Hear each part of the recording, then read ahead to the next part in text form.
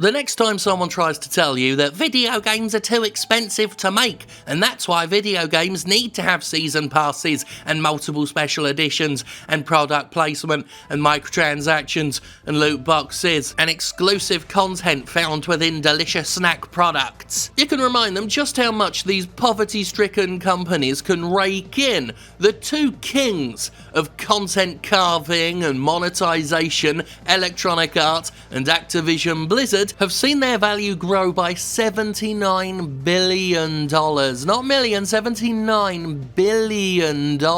And this is all thanks to the live services model that the game industry jumped on board and is currently humping to death. Live services, in case you didn't know, are video games. They're video games, they've been called something flashy, and exist to generate what Ubisoft calls recurrent user spending. They're typified by online environments that are a bit more addictive than the average game so that people keep logging in, which allows for regular update of storefronts, regular refreshing of microtransactions so that the same game can keep making vast amounts of cash. Very much like MMOs, military shooters, and all the other fads in the game industry, it's something of a fad, and you can tell that because AAA game companies have rushed to it like there's gold in them thar hills, and given the way the AAA game industry works with its annualized sequels, it's not a business model that is sustainable indefinitely. Since these games, these live services, take so much of a user's time up, there's only so much time they can dedicate to new video games. If you're expected to play Destiny all day, I don't know how you can play Call of Duty all day long. That doesn't work together. There are still plenty of people juggling this stuff at the moment, and they're tapping into different markets, but eventually you're going to hit the limit on that. So these companies want to release stuff year on year, but they also want their games to be perpetual services. Those two things don't really work together. But whatevs, they're making tons of money right now, so they're going to exploit that mine until it's completely run dry. So $79 billion over the past 6 years. Let's look at the leap in growth we've seen here.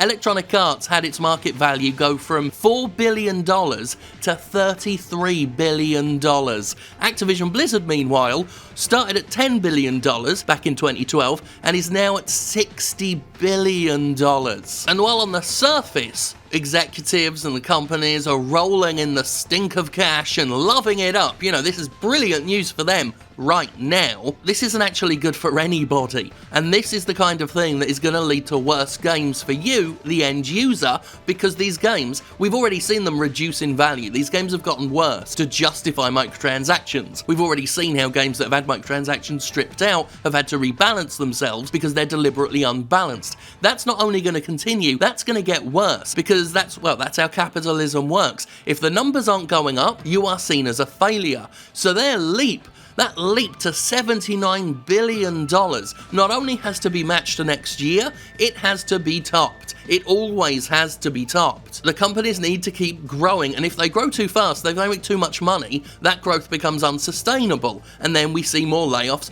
we see games get worse, the value diminish, the prices go up, as they desperately try and claw that money back to please the shareholders. And don't try and tell me prices haven't gone up, because $60 hasn't changed despite inflation. We've talked about this on the Gymquisition already, we've talked about this in past videos. $60 long ago became the shell price, the starter price. The real price for the full game is upwards of $100 now because of your silver editions, your gold editions, your multiple special editions, and your season pass. And it's not that video games are too expensive to make, that's never been the case, it's that these video game companies are, I guess we could say they're too expensive to exist. We've seen companies both big and small collapse because the growth they had was unsustainable. They got too big too fast and they couldn't keep growing at that rate, and then they just fell apart. We're in a massive boom period for AAA companies as a result of live services and really aggressive monetization. And you know what follows a boom? At some point, and it might not be for years now, but at some point the bust has to happen. People and their money, especially this generation's economy, it's not fucking infinite. And when you think that a lot of these games, especially the company's mobile titles,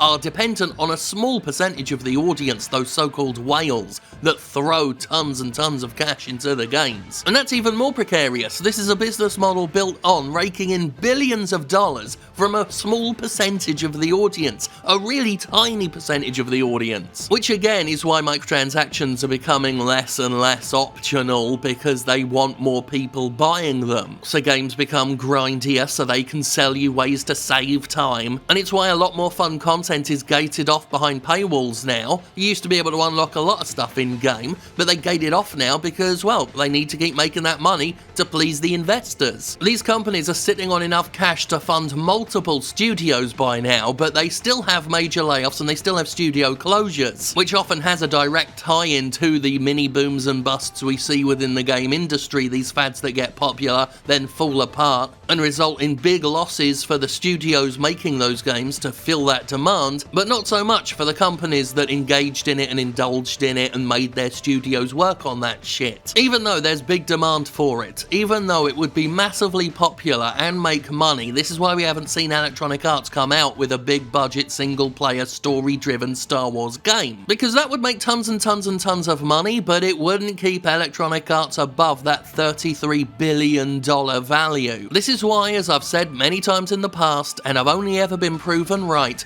for game companies there's no such thing as too much money, and they don't want some money. They don't want to just make money, they need, to please their shareholders, they need all of the money. Because people who already have so much cash, they never need to work again, they never need to make a single cent again, want more and more and more and more and more and more and more. And let's not forget, major publishers barely pay any tax on these vast profits. I spoke on Monday on the Jimquisition about how Activision has a basement in Rotterdam where most of its intellectual property is assigned, so it pays almost zero in tax on these huge amounts of money. God, it's almost like the system's completely fucking broken, isn't it? So yeah, this isn't really good news for anybody, customer or publisher, because there has to be a limit on this, and once the limit on this ridiculous amount of money is hit, heads will start to roll. And if you think the market saturation of special editions and live services and monetization is bad now, I can only see it getting worse. It's no wonder these companies want to exploit gambling. It's no wonder Electronic Arts is trying to fight for the right to keep gambling in Belgium. These companies almost shit themselves when they realised they could start getting away with gambling mechanics in their games and exploitation of the psychological problems associated with it. They're always looking for something